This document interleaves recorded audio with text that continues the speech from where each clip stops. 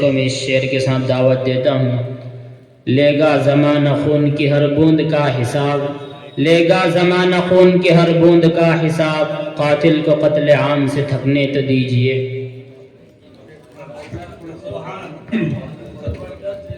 السلام علیکم ورحمۃ اللہ وبرکاتہ. نحمده ونصلي على رسوله الكريم، اما بعد.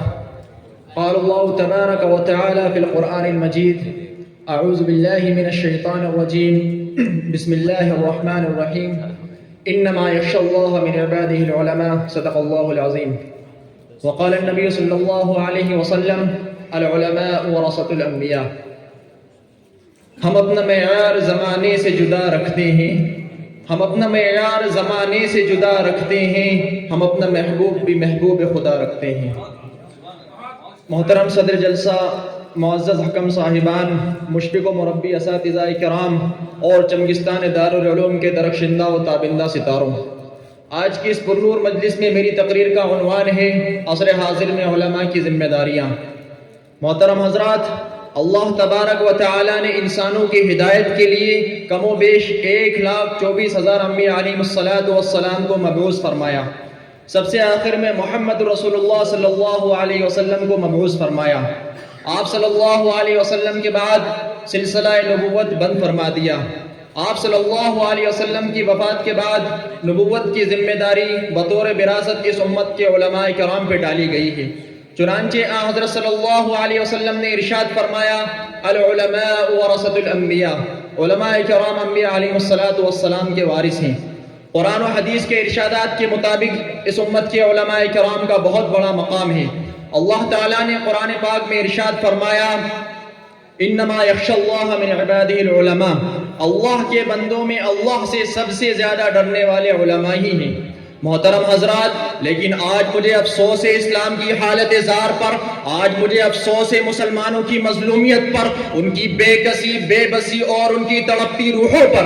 ایک دن وہ تھا جبکہ پوری دنیا میں ہر طرف مسلمانوں کی حکومت تھی، ان کا رعب و دبدبہ تھا، ان کی شان و شوکت تھی. لیکن آج انہیں ہمت کیسے ہو گئی کہ اسلام کی سب سے مقدس کتاب قرآن کریم پر ٹیکس لگایا جاتا ہے. کبھی سلمان رشدی کی کتاب شیطانی آیت پر سے پابندی ہٹانے کی کوشش کی جاتی ہے، کبھی بندے محترم کا سبق سکھایا جاتا ہے، کبھی ننھے معصوم ذہنوں کو کفر شرک سے آلودہ کرنے کی کوشش کی جاتی ہے، کبھی مدارس عربیہ پر دہشت گردی کا الزام لگایا جاتا ہے، اور کبھی مذہبی تعمیر کی عمارت پر پابندی عائد کی جاتی ہے، اور کبھی لاؤڈ اسپیکر پر بین لگایا جاتا ہے، اور اس سے آگے بڑھ کر مسلمانوں کے خون سے ہولی کھیلی جاتی ہے.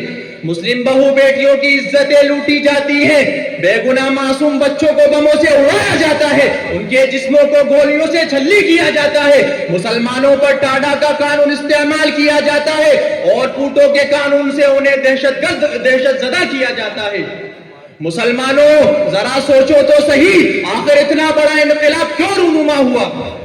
ذرا اخبارات اٹھا کر کے دیکھو، آج پوری دنیا کے حکمران مسلمانوں کو ختم کرنے کی سازشیں اور پلاننگ کر رہے ہیں.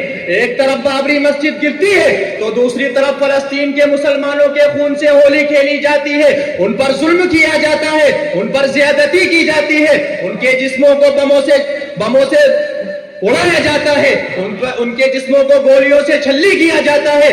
اگر کوئی ظلم کے خلاف صدا احتجاج بلند کرتا ہے، اگر کوئی ظلم کے خلاف آواز اٹھاتا ہے، اگر کوئی اپنے حق کا مطالبہ کرتا ہے تو اسے دہشت زدہ، دہشت گرد کہا جاتا ہے، اسے بدنام کیا جاتا ہے، اس کے گھر کو بلڈوزر سے منہدم کر دیا جاتا ہے.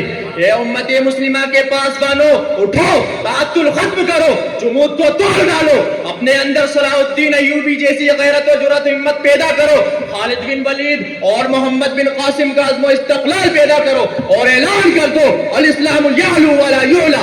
اسلام ہمیشہ غالب رہتا ہے، وہ کبھی مغلوب نہیں ہوتا. اسی طرح اسلام کے خلاف کوئی تحریک برداشت نہیں کی جائے گی، اسلام کے خلاف کوئی بات ہرگز نہیں سنی جائے گی. ہمارا جسم پگھل تو سکتا ہے، ہم بلال کے وارث ہیں، ہماری چمڑی ادھر تو سکتی ہے، لیکن ہم کبھی مخالف اسلام طاقتوں کو برداشت نہیں کر سکتے. ہم اپنے مذہب کے خاطر گولیاں کھائیں گے، ٹینکوں اور توپوں کا مقابلہ کریں گے، بارودی شعلوں سے جھلسیں گے، لیکن ان متعصب فتنوں پر اور ان مخالف اسلام رہنماؤں کو جواب دے کر رہیں گے۔ کسی شاعر نے کیا ہی خوب کہا ہے، لے گا زمانہ خون کی ہر بوند کا حساب، لے گا زمانہ خون کی ہر بوند کا حساب، قاتل کو قتل عام سے تھکنے تو دیجئے۔ اے امت مسلمہ کے درد مندو، آج ہمارے سامنے خطرناک چیلنج ہے، آج ہمارے سامنے وجود و بقا کی جنگ ہے، تہذیب و تمدن کی جنگ ہے، آج مسلمانوں کو شعار اسلام پر باقی رکھنے کی جنگ ہے، ہزاروں لاکھوں مسلمانوں کے ایمان و عقیدے کی حفاظت کی جنگ ہے۔ اس جنگ کو اس وقت لڑنے کی ضرورت ہے، اور ماضی ہی کی طرح اس کی کمان کو علماء کرام اور اہل علم کو اپنے ہاتھ میں لینی ہے۔ یہ جنگ تیگ و تفنگ اور شمشیر و سناح کی نہیں، بلکہ دعوت و اصلاح، تذکیر و تزکیہ اور امت کے مسائل کے بارے میں فکر مندی اور درد مندی کی ہے۔ آج علماء کرام کی ڈیوٹی ڈبل ہو جاتی ہے، کیونکہ وہ انبیاء کے وارث ہیں، اس لیے ان کے لیے ضروری ہے کہ وہ اس درد کی میراث میں بھی حصے دار بنے۔ جس طرح انبیاء کرام نے امت کے خاطر اپنی آنکھوں کو اشکبار کیا، ان کی آنکھیں رات رات بھر خدا کے سامنے بہتی رہی، رات رات بھر وہ امت کی ہدایت کے لیے روتے رہے، یا قوم اعبدوا اللہ کی رٹ لگاتے رہے، انسانیت کی بقا و توحید کی حفاظت کے لیے صبح و شام گشت کرتے رہے، ایک ایک کی خوشامد کرتے رہے، اور یہ یقین دلاتے رہے کہ ہمیں تم سے کوئی معاوضہ نہیں چاہیے، ہمارا اجر تو اللہ کے یہاں ہے، ہم تمہارے لیے مخلص اور غمگسار ہیں، ہم تمہیں جہنم کی آگ سے بچانا چاہتے ہیں۔ آج یہ درد اور تڑپ پیدا کرنے کی ضرورت ہے۔ غرض یہ کہ ہم انبیاء کرام کے وارث ہیں، اس وقت تو ہم کو اپنی ذمہ داریوں کو اچھی طرح سمجھنا ہے۔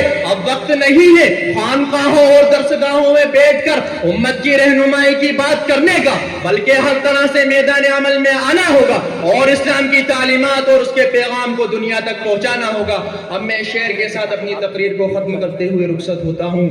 اٹھ کے اب بزم جہاں کا اور ہی انداز ہے، اٹھ کے اب بزم جہاں کا اور ہی انداز ہے، مشرق و مغرب میں تیرے دور کا آغاز ہے۔ ماشاء اللہ ماشاء اللہ۔